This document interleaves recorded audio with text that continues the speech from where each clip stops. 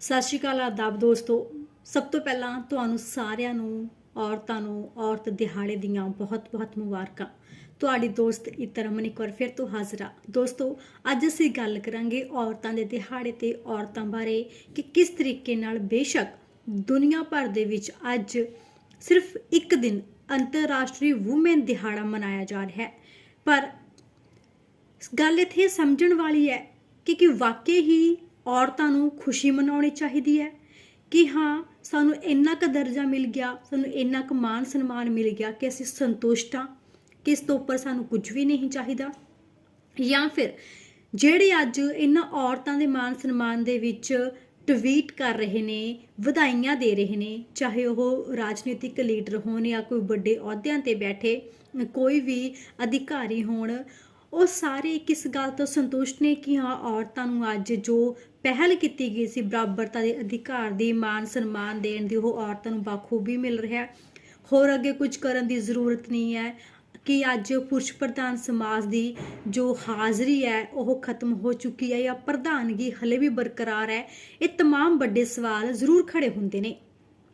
ਪਹਿਲੀ ਗੱਲ ਤਾਂ ਇਹੀ ਹੈ ਕਿ ਕੋਈ ਵੀ ਦਿਨ ਸਿਰਫ ਕਿਸੇ ਇੱਕ ਦਿਨ ਲਈ ਕੋਈ ਵੀ ਰਿਸ਼ਤਾ ਨਾਤਾ ਹੋਵੇ, ਕੋਈ ਵੀ ਦਿਨ ਹੋਵੇ, ਉਹ ਮੁਹਤਾਜ ਨਹੀਂ ਹੁੰਦਾ, ਕਿਉਂਕਿ ਅਸੀਂ ਹਰ ਇੱਕ ਦਿਨ ਔਰਤਾਂ ਦਾ ਮਾਣ ਸਨਮਾਨ ਕਰ ਸਕਦੇ ਹਾਂ, ਉਹਨਾਂ ਨੂੰ ਖੁਸ਼ੀ ਦੇ ਸਕਦੇ ਹਾਂ, ਬਰਾਬਰਤਾ ਦਾ ਅਧਿਕਾਰ ਦੇਣ ਦੀ ਅਸੀਂ ਗੱਲ ਕਰਦੇ ਹਾਂ। ਸੋ ਫਿਰ ਅਸੀਂ ਕਿਸੇ ਇੱਕ ਦਿਨ ਨੂੰ ਇਸ ਤਰੀਕੇ ਨਾਲ ਜਿਵੇਂ ਬਾਕੀ ਦਿਨਾਂ ਨੂੰ ਅਸੀਂ ਇੱਕ ਤਰੀਕੇ ਦੇ ਬੰਧਨ ਦੇ ਵਿੱਚ ਬੰਨ੍ਹ ਦਿੰਦੇ ਹਾਂ ਕਿ ਸਿਰਫ ਇੱਕ ਦਿਨ ਹੋਏਗਾ ਜਦੋਂ ਅਸੀਂ ਤੁਹਾਡੀ ਇੱਜ਼ਤ ਕਰਾਂਗੇ, ਤੁਹਾਡੇ ਲਈ ਪੋਸਟਾਂ ਕਰਾਂਗੇ, ਤੁਹਾਡੇ ਲਈ ਵਾਹਵਾਹੀ ਕਰਾਂਗੇ ਵੀ ਹਾਂ ਔਰਤਾਂ ਨੇ ਬਹੁਤ ਮੱਲਾਂ ਮਾਰੀਆਂ ਨੇ, ਪਰ ਬਾਕੀ ਦਿਨ ਅਸੀਂ ਨੀਚਾ ਦਿਖਾਉਂਦੇ ਰਹਾਂਗੇ। ਸੋ तमाम ਸਵਾਲ ਨੇ। ਸਭ ਤੋਂ ਪਹਿਲਾ ਵੱਡਾ ਸਵਾਲ ਤਾਂ ਮੇਰੀ ਇਹੀ ਹੈ ਕਿ ਜਦੋਂ ਆਪਾਂ ਸਿਆਸਤ ਦੀ ਗੱਲ ਕਰ ਲਈਏ ਤਾਂ ਸਭ ਤੋਂ ਪਹਿਲਾਂ ਅਸੀਂ ਸਿਆਸੀ ਲੀਡਰਾਂ ਤੇ ਆਵਾਂਗੇ।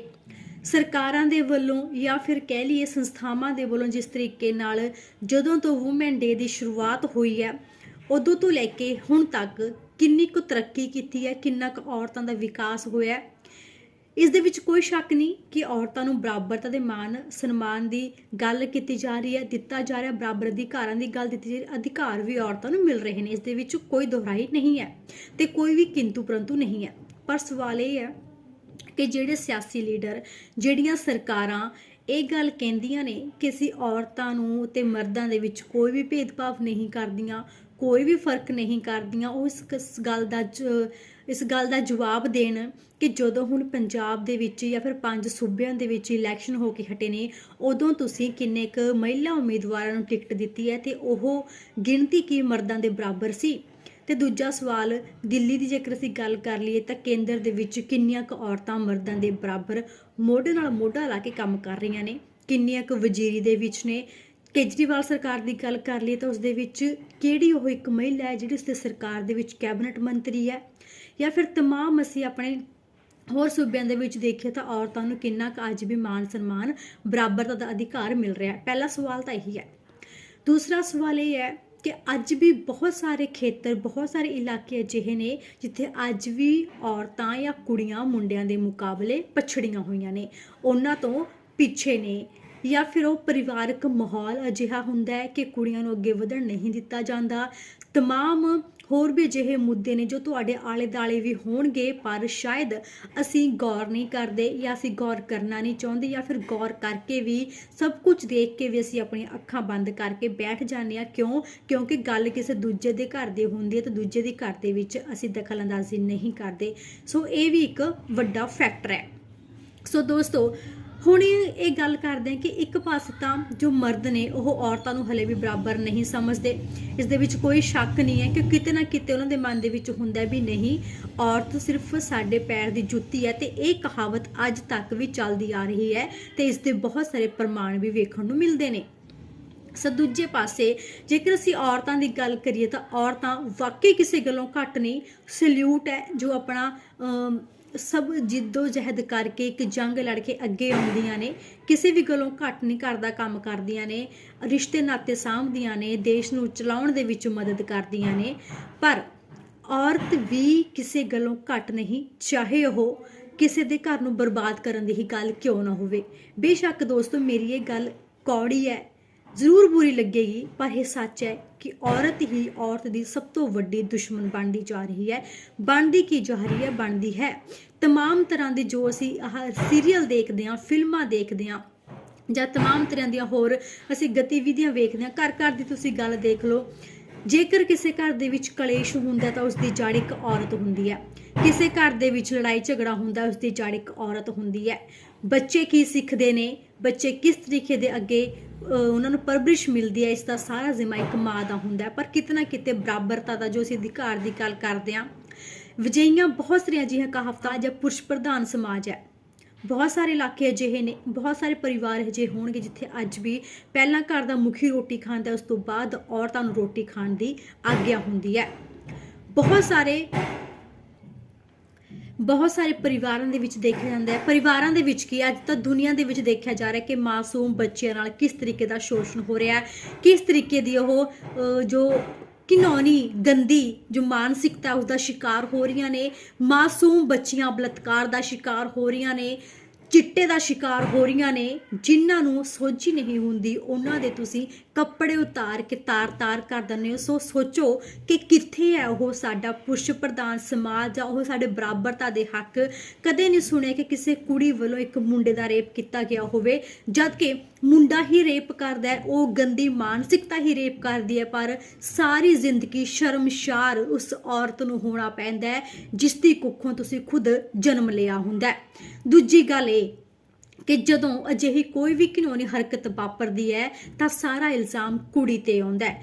ਇਸ ਗੱਲ ਦੇ ਵਿੱਚ ਮੈਂ ਇੱਕ ਗੱਲ ਹੋਰ ਸਪਸ਼ਟ ਕਰਨਾ ਚਾਹੂੰਗੀ ਕਿ ਕਈ ਕੁੜੀਆਂ, ਕਈ ਔਰਤਾਂ ਇਸ ਆਪਣੇ ਅਧਿਕਾਰ ਦੀ ਗਲਤ ਵਰਤੋਂ ਵੀ ਕਰਦੀਆਂ ਨੇ, ਮਾਸੂਮ ਲੋਕਾਂ ਨੂੰ ਫਸਾਉਣ ਦੇ ਲਈ, ਪੈਸੇ ਠੱਗਣ ਦੇ ਲਈ, ਜਾਂ ਫਿਰ ਆਪਣੀ ਕੋਈ ਪੁਰਾਣੀ ਰੰਜਿਸ਼ ਦਾ ਬਦਲਾ ਲੈਣ ਦੇ ਲਈ। ਸੋ ਇਹ ਸਭ ਕੁਝ ਵੀ ਸੋਚ ਸਮਝ ਕੇ ਕਰਨਾ ਚਾਹੀਦਾ ਹੈ ਕਿ ਅਸੀਂ ਕਿਸ ਤਰੀਕੇ ਨਾਲ ਸਾਡੀ ਇੱਕ ਗਲਤੀ 10 ਬੰਦਿਆਂ ਤੇ ਭਾਰੀ ਪੈ ਸਕਦੀ ਹੈ, ਜਾਂ ਫਿਰ ਉਹਨਾਂ ਤਮਾਮ ਔਰਤਾਂ ਤੇ ਇੱਕ ਸਵਾਲ ਖੜਾ ਕਰ ਦਿੰਦੀ ਹੈ ਕਿ ਸਾਰੀਆਂ ਔਰਤਾਂ ਇੱਕਸਾਰ ਹੁੰਦੀਆਂ ਨੇ। ਔਰਤਾਂ ਦਾ ਤਾਂ ਕੰਮ ਇਹ ਹੁੰਦਾ ਹੈ। ਸੋ ਦੂਜਾ ਸਵਾਲ ਹੈ ਕਿ ਜਦੋਂ ਵੀ ਕਿਸੇ ਨਾਲ ਕੋਈ ਘਿਨੌਣੀ ਹਰਕਤ ਵਾਪਰਦੀ ਹੈ, ਜਾਂ ਫਿਰ ਕੋਈ ਕੁੜੀ ਕਿਸੇ ਮੁੰਡੇ ਨੂੰ ਵਿਆਹ ਤੋਂ ਇਨਕਾਰ ਕਰ ਦਿੰਦੀ ਹੈ, ਰਿਸ਼ਤਾ ਤੋੜਨ ਤੋਂ ਇਨਕਾਰ ਕਰ ਦਿੰਦੀ ਹੈ, ਤਾਂ ਫਿਰ ਉਸ ਦੇ ਉੱਤੇ ਐਸਿਡ ਅਟੈਕ ਹੁੰਦਾ ਹੈ। ਤਾਂ ਇੱਥੇ ਸਾਡੀ ਉਹ ਸੁਤੰਤਰਤਾ, ਸਾਡਾ ਅਧਿਕਾਰ ਕਿੱਥੇ ਗਿਆ? ਇੱਕ ਮੁੰਡਾ ਕਿਸੇ ਕੁੜੀ ਨਾਲ ਕੁਝ ਵੀ ਕਰਕੇ ਚਲਿਆ ਜਾਵੇ, ਕੋਈ ਫਰਕ ਨਹੀਂ ਪੈਂਦਾ। ਗੱਲ ਇਹ ਹੁੰਦੀ ਹੈ ਕਿ ਸਾਡਾ ਧਰਮ ਸੇਮ ਨਹੀਂ, ਸਾਡੀ ਜਾਤ ਸੇਮ ਨਹੀਂ, ਫਰਕ ਹੈ, ਅਸੀਂ ਇੱਕ ਦੂਜੇ ਨਾਲ ਨਹੀਂ ਰਹਿ ਸਕਦੇ। ਪਰ ਜਦੋਂ ਤੁਸੀਂ ਦਿਲ ਦੇ ਰਿਸ਼ਤੇ ਜੋੜਦੇ ਹੋ, ਜਦੋਂ ਤੁਸੀਂ ਇੱਕ ਦੂਜੇ ਦੇ ਗੱਲਾਂ ਸਾਂਝੀਆਂ ਕਰਦੇ ਹੋ, ਪਿਆਰ ਜਤਾਉਂਦੇ ਹੋ, ਤਾਂ ਉਦੋਂ ਧਰਮ ਜਾਤ ਕਿੱਥੇ ਜਾਂਦੀ ਹੈ? ਤਾਂ ਜਦੋਂ ਇੱਕ ਕੁੜੀ ਇਹ ਸਭ ਕੁਝ ਕਰਨ ਤੋਂ ਮਨਾ ਕਰ ਦਿੰਦੀ ਹੈ ਤਾਂ ਉਸ ਤੇ ਐਸਿਡ ਅਟੈਕ ਹੁੰਦਾ ਹੈ, ਤਾਂ ਉਸ ਤੋਂ ਬਾਅਦ ਵੀ ਉਹ ਕੁੜੀ ਸ਼ਰਮ ਦੇ ਮਾਰੇ ਕੁੱਟ-ਕੁੱਟ ਕੇ ਮਰ ਜਾਂਦੀ ਹੈ। ਕਿਉਂ? ਕਿਉਂਕਿ ਇੱਕ ਮੁੰਡੇ ਨੇ ਉਸ ਨੂੰ ਨਕਾਰਤਾ, ਜਾਂ ਫਿਰ ਉਸ ਕੁੜੀ ਨੇ ਆਪਣੇ ਪਰਿਵਾਰ ਦੇ ਖਿਲਾਫ ਵਿਆਹ ਕਰਾਉਣ ਤੋਂ ਇਨਕਾਰ ਕਰ ਦਿੱਤਾ। ਇਹ ਵੀ ਇੱਕ ਵੱਡਾ ਸਵਾਲ ਹੈ। ਜਿੱਥੇ ਅੱਜ ਅਸੀਂ ਖੁਸ਼ੀ ਮਨਾ ਰਹੇ ਹਾਂ, ਜਗ੍ਹਾ ਜਗ੍ਹਾ ਤੇ ਸਮਾਗਮ ਹੋ ਰਹੇ ਨੇ, ਉੱਥੇ ਇਹ ਗੱਲਾਂ ਵੀ ਵਿਚਾਰਨ ਦੀਆਂ ਨੇ ਕਿ ਸਾਡੇ ਸਮਾਜ ਦੇ ਵਿੱਚ ਹਲੇ ਵੀ ਕਿੰਨੀਆਂ ਜ਼ਿਆਦਾ ਬੁਰਾਈਆਂ ਨੇ। ਬੁਰਾਈਆਂ ਸਮਾਜ ਲੋਕਾਂ ਤੋਂ ਬਣਦਾ, ਲੋਕਾਂ ਦੇ ਵਿੱਚ ਅਸੀਂ ਸਾਰੇ ਆਉਂਦੇ ਹਾਂ। ਜੇਕਰ ਅਸੀਂ ਸਾਰੀਆਂ ਬੁਰਾਈਆਂ ਦੀ ਖਾਤਮੇ ਦੀ ਜੋ ਇੱਕ ਸ਼ੁਰੂਆਤ ਹੈ ਆਪਣੇ ਘਰ ਤੋਂ ਕਰੀਏ, ਆਪਣੇ ਬੱਚਿਆਂ ਤੋਂ ਕਰੀਏ, ਆਪਣੇ ਪਰਿਵਾਰ ਤੋਂ ਕਰੀਏ, ਤਾਂ ਕਿਤੇ ਨਾ ਕਿਤੇ ਇਹਨਾਂ ਦਾ ਹੱਲ ਹੋ ਸਕਦਾ ਹੈ। ਪਰ ਜੇਕਰ ਅਸੀਂ ਦੂਜੇ ਦੇ ਘਰ ਤੋਂ ਉਮੀਦ ਕਰਾਂਗੇ ਪਹਿਲ ਉਹ ਕਰਨਗੇ, ਤਾਂ ਸ਼ਾਇਦ ਇਹਨਾਂ ਸਾਰੀਆਂ ਬਿਮਾਰੀਆਂ ਦਾ ਹੱਲ ਨਹੀਂ ਹੋਵੇਗਾ, ਇਹ ਜੜ ਤੋਂ ਖਤਮ ਨਹੀਂ ਹੋਣਗੀਆਂ। ਸਿਰਫ ਅਸੀਂ 1-2 ਦਿਨ ਕੈਂਡਲ ਮਾਰਚ ਕਰਕੇ ਆਪਣੇ ਮਨ ਨੂੰ ਸ਼ਾਂਤੀ ਦੇ ਲੈਂਦੇ ਹਾਂ, ਗੁੱਸਾ ਕੱਢ ਲੈਂਦੇ ਹਾਂ, ਪਰ ਗੁੱਸਾ ਕੱਢਣ ਨਾਲ ਕੁਝ ਨਹੀਂ ਹੋਣਾ। ਲੋੜ ਹੈ ਸੋਚ ਬਦਲਣ ਦੀ, ਜਾਗਰੂਕ ਹੋਣ ਦੀ। ਅਤੇ ਜਿਹੜਾ ਕੋਈ ਮੁੰਡਾ ਕਿਸੇ ਕੁੜੀ ਨਾਲ ਰੇਪ ਕਰਦਾ, ਬਲਾਤਕਾਰ ਕਰਦਾ ਹੈ, ਤਾਂ ਸ਼ਰਮਿੰਦਾ ਕੁੜੀ ਨੂੰ ਨਹੀਂ ਬਲਕਿ ਉਸ ਮੁੰਡੇ ਨੂੰ ਹੋਣਾ ਚਾਹੀਦਾ ਹੈ ਜਿਸ ਨੇ ਆਪਣੇ ਮਾਂ ਵੱਲੋਂ ਦਿੱਤੇ ਸੰਸਕਾਰਾਂ ਦਾ ਘਾਣ ਕੀਤਾ ਹੁੰਦਾ ਹੈ, ਜਿਸ ਨੇ ਆਪਣੇ ਮਾਪਿਆਂ ਵੱਲੋਂ ਦਿੱਤੀ ਪਰਵਰਿਸ਼ ਨੂੰ ਕਲੰਕ ਲਾਇਆ ਹੁੰਦਾ ਹੈ। ਸੋ ਕਿਉਂ ਕੁੜੀਆਂ ਡਰ ਕੇ ਜਿੰਦੀਆਂ ਨੇ, ਕਿਉਂ ਕੁੜੀਆਂ ਮਰ ਕੇ ਜਿੰਦੀਆਂ ਨੇ ਵੀ ਉਸ ਮੁੰਡੇ ਨੇ ਮੈਨੂੰ ਇਹ ਗੱਲ ਬੋਲਤੀ, ਮੈਂ ਤਾਂ ਮਰਨ ਜੋਗੀ ਹੋ ਗਈ, ਮੇਰੇ ਪਰਿਵਾਰ ਕਿਸੇ ਨੂੰ ਮੂੰਹ ਦਿਖਾਉਣ ਜੋਗਾ ਨਹੀਂ ਰਿਹਾ। ਬਲਕਿ ਇੱਦਾਂ ਹੋਣਾ ਚਾਹੀਦਾ ਕਿ ਜਿਹੜਾ ਕੋਈ ਕਿਸੇ ਕੁੜੀ ਨਾਲ ਗਲਤ ਕਰਦਾ ਹੈ ਤਾਂ ਉਹ ਮੁੰਡੇ ਨੂੰ ਸ਼ਰਮਸ਼ਾਰ ਹੋਣਾ ਚਾਹੀਦਾ ਹੈ। ਜੇ ਕੋਈ ਕੁੜੀ ਕਿਸੇ ਨਾਲ ਨਜਾਇਜ਼ ਕਰਦੀ ਹੈ ਤਾਂ ਕੁੜੀ ਨੂੰ ਸ਼ਰਮਸ਼ਾਰ ਹੋਣਾ ਚਾਹੀਦਾ ਹੈ। ਗੱਲ ਇੱਥੇ ਬਰਾਬਰਤਾ ਦੀ ਹੈ, ਤਾਂ ਬਰਾਬਰਤਾ ਦਾ ਅਧਿਕਾਰ ਸਭ ਨੂੰ ਹੁੰਦਾ ਹੈ। ਸੋ ਫਿਰ ਉਸ ਦੇ ਵਿੱਚ ਕੋਈ ਮੁੰਡਾ ਨਹੀਂ, ਕੋਈ ਕੁੜੀ ਨਹੀਂ, ਕੋਈ ਮਰਦ ਨਹੀਂ, ਕੋਈ ਔਰਤ ਨਹੀਂ, ਸਭ ਬਰਾਬਰ, ਤਾਂ ਮਤਲਬ ਬਰਾਬਰ ਹੁੰਦੇ ਨੇ।